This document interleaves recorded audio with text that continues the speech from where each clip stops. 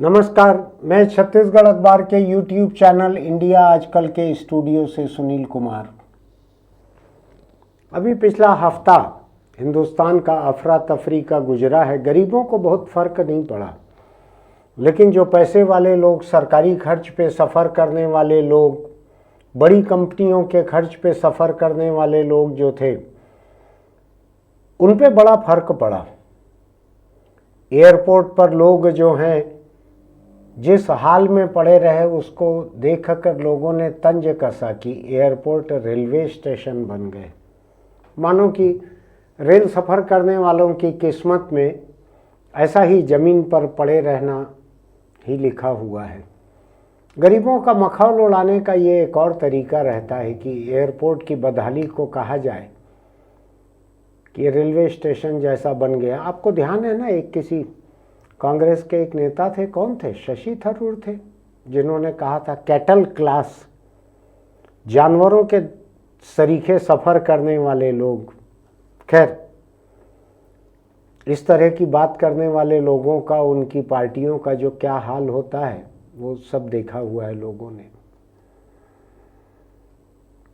भारत में जो हालत हुई अभी, एक बड़ी एयरलाइंस इंडिगो, जिसके पास 65% के आसपास का मार्केट शेयर है, 65%, और 30% के आसपास का एयर इंडिया के पास है, जिसको कि टाटा ने खरीदा है। सरकार के पास बहुत बदहाली थी, दसियों हजार करोड़ रुपए की सब्सिडी सरकार ने दी थी। सरकार में बैठे हुए लोगों ने एयर इंडिया के बदन से एक एक बूंद लहू चूस कर खाली कर दिया था, उसको कंगाल कर दिया था, कंकाल कर दिया था। ऐसी एयर इंडिया को, टाटा को खरीदे अभी बहुत ज़्यादा वक्त नहीं हुआ है। टाटा की साख ठीक ठाक है, एक कामयाब कंपनी है, लेकिन ऐसा नहीं कि टाटा 100% कामयाब रहती है। नैनो कार, आपको याद होगा, छोटी सी कार बनाने का काम टाटा ने किया था, वो फ्लॉप शो साबित हुआ। अब शायद एक भी कार नहीं बनती है नैनो। बहुत बड़े सपने थे कि हिंदुस्तान के तमाम आम लोग 1 लाख के भीतर की कार खरीद लेंगे, नहीं हो पाया वैसा। तो वो एयर इंडिया टाटा ने खरीद जरूर ली। और देखिए त्रासदी कैसी होती है या जिंदगी कैसी होती है। ये एयर इंडिया टाटा की ही शुरू की हुई थी, उसको बाद में भारत सरकार ने उसका अधिग्रहण किया था, उसको सरकारी कंपनी बना दिया था। तब से अब तक वो कंपनी लगातार गिरते चली गई और आखिर में मोदी सरकार ने दूसरी बहुत सी पब्लिक सेक्टर कंपनियों की तरह एयर इंडिया को भी निजी हाथों में दे दिया। बहुत ज़्यादा अंधाधुंध घाटा झेलने का कोई मतलब नहीं था। आपको शायद याद नहीं है, एक बार सीएजी ने, कंट्रोलर एंड ऑडिटर जनरल ने, एयर इंडिया के चॉकलेट का खर्च, पिपरमिंट और चॉकलेट जो ट्रे में एयर होस्टेस देती थी पहले, और लोग कोई एक उठाते थे, कोई 2 उठाते थे, कोई 3-4 भी उठाते थे, तो इस बात पर ऑडिट आपत्ति की थी एयर इंडिया के कि प्रति मुसाफिर 70 पिपरमिंट का, 70 चॉकलेट का उसने खर्च दिखाया था एयर इंडिया ने। आपको लगता है कि कोई भी मुसाफिर 70 एक कटोरी में जो लेके आते थे ट्रे में, उसी में 70 नहीं रहती थी। तो खैर, एयर इंडिया के पास 30-35% मार्केट शेयर और कुछ 65% मार्केट शेयर इंडिगो के पास, इन दो में बटी हुई थी मोनोपोली, डुओपोली भी कहते हैं इसको, कि 2 लोगों का एकाधिकार। जहां कहीं आप कारोबार को एकाधिकार का मौका देते हैं तो वो एक जल्लाद की तरह बर्ताव करने लगते हैं। कारोबार का मिजाज ही यही रहता है कि वो कसाई की तरह, जल्लाद की तरह, सूदखोर की तरह बर्ताव करने लगते हैं और ग्राहक से निचोड़ने लगते हैं। आपने देखा ना, एक कंपनी है जिसने शुरू में साल भर शायद फ्री में दे दिया मोबाइल कनेक्शन, डेटा कनेक्शन, अब 1 महीने का उसने 28 दिन कर दिया है। शायद ये सोच के किया होगा कि महिलाओं की माहवारी की साइकिल 28 दिन की रहती है तो हम महीना 28 ही मानेंगे, उसको माहवारी कहते हैं तो हम हमारे बिलिंग की माहवारी 28 दिन की करेंगे। कुछ ऐसा सोच के उस कंपनी ने 28 दिन की बिलिंग साइकिल की है। 1 साल में 13 महीने का पैसा लेती है वो कंपनी मोबाइल वालों से। कुछ ऐसा ही इन लोगों ने किया एयरलाइंस ने। जैसे जैसे सीटें भरने लगती है ये रेट बढ़ाते जाते हैं। अभी 1 लाख से ऊपर भी कुछ एक टिकटें इन्होंने बेची हैं। अब सरकार हड़बड़ाई है, जब पूरे देश में बदअमनी फैल गई तो सरकार ने कुछ उनकी टिकट की सीमा यूमा तय की है। लेकिन जो सरकारी संस्था जो उड़ानों का नियंत्रण करती है, DGCA, जिसके अंतर्गत ये कंपनियां आती हैं, सुना है मैंने कि वहाँ सब मिला जुला खेल रहता है, किस एयरलाइंस को कौन सा मुनाफे का रूट देना है, उसमें सभी तरह का कार्यक्रम चलता है। आप जानते हैं क्या होता है कार्यक्रम। तो मैं ये सोच रहा था कि सरकार कारोबार के लिए 1 या 2 कंपनियों पर जब निर्भर करती है तो कुछ इसी तरह का होता है।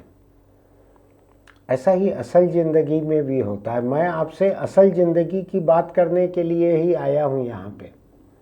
आप किसी दफ्तर में काम करते हैं और वहाँ कुल 2 ही लोग आपके शुभचिंतक हैं, तो आड़े वक्त पे हो सकता है कि वो दोनों लोग उस दिन छुट्टी पे हों जब आपको मदद की ज़रूरत हो। आप किसी राजनीतिक दल में काम करते हैं और 2 ही लोगों पर आपका भरोसा है, तो भी हो सकता है किसी वक्त आपको कमी पड़ जाए। आप कोई राजनीतिक दल चलाते हैं और 2 ही लोगों से मिले हुए चंदे पे आपका कारोबार चलता है, तो हो सकता है कि वो 2 लोगों का कारोबार ठप्प पड़ जाए और आपके पास कोई चंदा देने वाले लोग न बचें। मैं ये देखता हूँ कि आपको अपना सपोर्ट बेस जो है, आपके समर्थन की जो बुनियाद है, उसको लंबा चौड़ा रखना चाहिए। थोड़ा थोड़ा समर्थन करने वाले कई लोग रहें तो एक साथ सब लोग नहीं डूब सकते।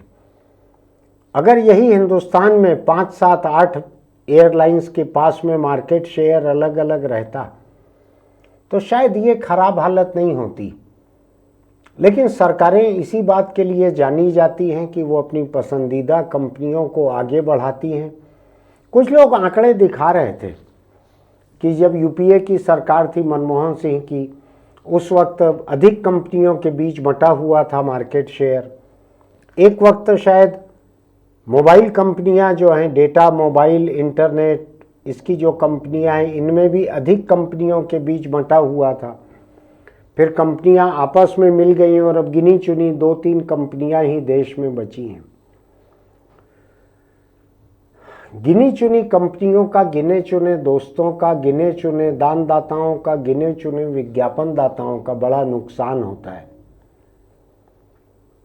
कोई अखबार या टीवी चैनल भी ऐसे हो सकते हैं जो 1 या 2 लोगों से मिलने वाले विज्ञापनों पे चलते हों, और किसी दिन अगर गलती से वो दोनों नाराज हो जाएं तो क्या होगा? तो अगले महीने की तनख्वाह देना मुश्किल हो जाएगा। तो मैं जो अभी हुआ है, एयरलाइंस का जो अभी हुआ है, इसको लेके सोचता हूं कि लोगों को अधिक लोगों पर निर्भर रहना सीखना चाहिए। एक आपने फिल्म देखी होगी, जाने भी दो यारो, बड़ी हास्य व्यंग्य की फिल्म थी। काफ़ी हिस्सा हास्य था, कुछ हिस्सा व्यंग्य था। उसमें आपने देखा होगा एक लाश को छुपाने की कोशिश करते हैं और उसको स्केट्स पहनाकर, पहिए वाले जूते पहनाकर 2 लोग उसको पकड़ कर लेके जाते हैं छुपाने के लिए। बड़ी बड़ी मज़ेदार सिचुएशन आती हैं उसमें। 2 लोग कोशिश करते हैं, कई तरह की परेशानी होती है। तो मैं असल ज़िंदगी में भी सोचता हूँ कि आपके पास कम से कम 4 ऐसे भरोसेमंद लोग रहने चाहिए जिन पर आप निर्भर कर सकें। तो कम से कम 4 तो लगते ही हैं कंधा देने के लिए। दो लोग फिर आपको जाने भी दो यारो जैसा स्केट्स पहना कर ही आपको चला के ले जा सकते हैं। थोड़ा सा अपने समर्थकों का, जिनके साथ कारोबार करते हैं, इनका सपोर्ट बेस थोड़ा बड़ा रहना चाहिए। मैंने कुछ कारोबारियों को देखा है, किसी एक कंपनी में सप्लाई करते हैं, वो पार्ट्स हैं, पुर्जे हैं, रॉ मटेरियल है, उसी एक कंपनी पे टिके रहते हैं वो। बाद में वो कंपनी बिक गई, छत्तीसगढ़ की कंपनी थी, बहुत बड़ी कंपनी, बिक गई, दूसरे ने खरीद लिया। वहाँ जो सप्लाई करते थे उसमें से जिनके साथ उनकी सेटिंग थी, तालमेल था, जो भी रहा होगा, कुछ सीनियर लोग वहाँ से कंपनी से हटा दिए नए मैनेजमेंट ने, और मेरे परिचित जो वहाँ सप्लाई का काम करते थे उनका काम बंद हो गया वहाँ पे। उन्होंने अपने नए सप्लायर ढूंढ लिए, नए मैनेजमेंट ने। इनके पास और कोई कंपनी नहीं थी जहाँ ये सप्लाई करते रहो। एक कंपनी से बहुत खुश थे कि हमारा एक प्रोडक्ट है, हम एक कंपनी से परचेज करते हैं, एक कंपनी में सेल करते हैं, बहुत अच्छा है हमारा, हमको एक कंपनी का चेक मिलता है और हम एक कंपनी में चेक देते हैं, बड़ा अच्छा है, बड़ा आसान था। अकाउंटेंट बड़ा सुखी रहा होगा वहाँ का। कुल 2 कंपनियों के पन्ने रहते होंगे वहाँ, एक से सामान ले रहे हैं, पेमेंट कर रहे हैं, दूसरे को सामान दे रहे हैं, पेमेंट ले रहे हैं। लेकिन मामला डामाडोल हो गया, मानो इंडिगो क्रैश हो गया, ऐसा रहा उस कंपनी में। पार्ट्स सप्लाई करते थे मेरे परिचित वहाँ पे, मैनेजमेंट बदल गया, ओनरशिप बदल गई, कंपनी बदल गई, तो उन्होंने जो भी घालमेल पकड़ा होगा। तो ये नौबत जो है जिंदगी में नहीं आने देना चाहिए, न सरकार को न व्यक्ति को।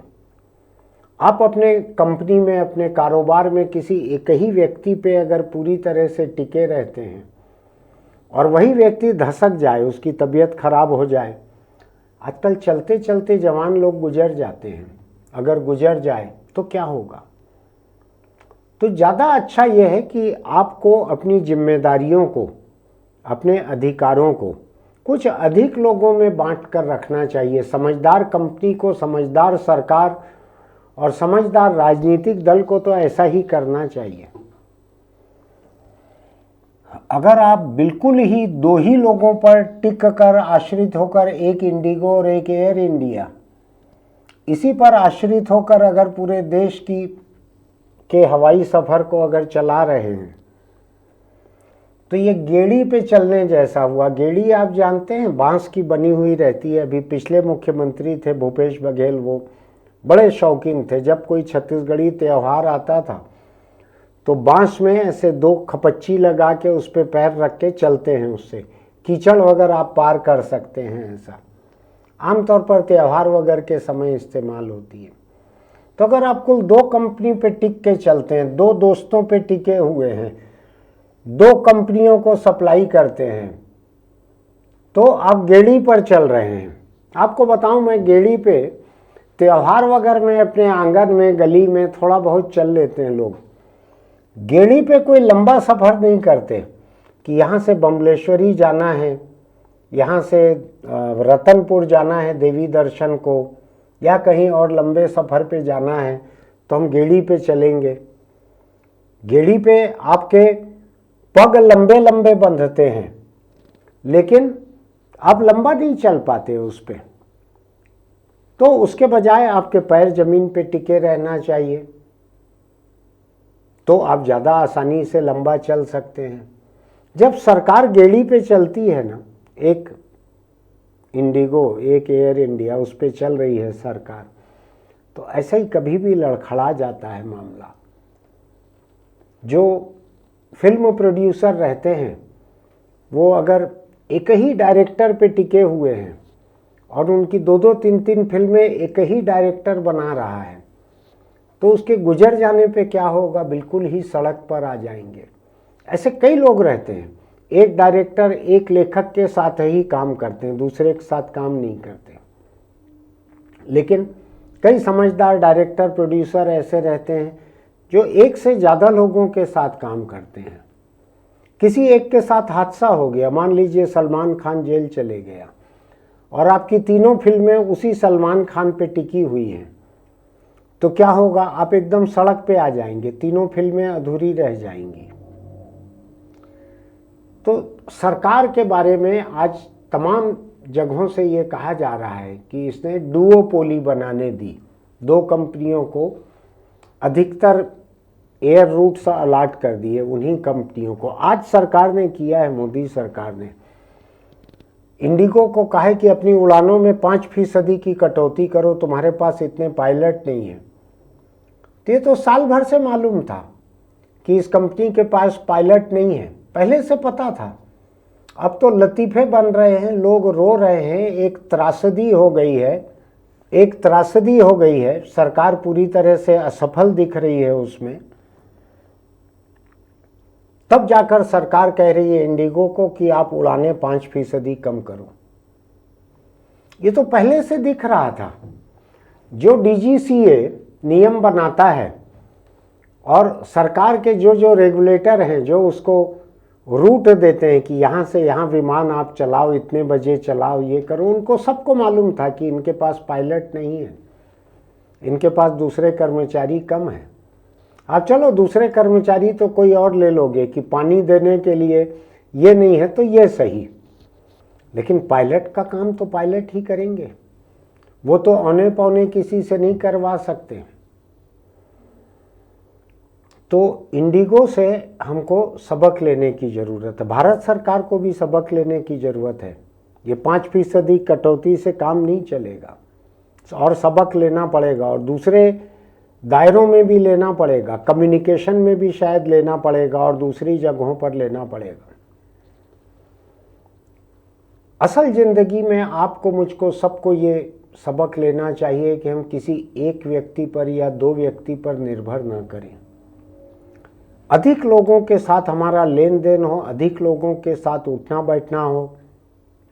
मैंने कुछ रिटायर्ड लोगों का भी देखा है, दो ऐसे करीबी दोस्त रहते हैं कि एक दूसरे के साथ 4-6 घंटे बैठ जाते हैं, सुबह दोपहर शाम रात। और जब एक गुजरे तो दूसरे का क्या हाल होता होगा। तो थोड़ा सा अपना दायरा ऐसा रखना चाहिए कि वो भावनात्मक रूप से, शारीरिक रूप से, आर्थिक रूप से, व्यवहारिक रूप से किसी एक या दो पर ही पूरी तरह से आश्रित न हो, मोहताज न हो। सोचिएगा, मैंने इंडिगो से लेकर ये बात शुरू की है, मुझको तो ऐसा लगता है, आपको क्या लगता है बताइएगा, हमारे कमेंट बॉक्स में लिखिएगा। आपको मेरी ये बात ठीक लगती है, लगता है कि इसका कोई मतलब है, तो अपने दोस्तों को भी ये लिंक भेजिएगा और हमारा YouTube चैनल इंडिया आजकल सब्सक्राइब कीजिएगा, लाइक कीजिएगा, नोटिफिकेशन की बटन दबाइएगा। चलते चलते एक छोटी सी सलाह कि अगर आप सिगरेट, बीड़ी, गुटखा, तंबाकू खाते पीते हैं तो छोड़ दीजिए, क्योंकि तंबाकू कैंसर को न्योता देता ही देता है।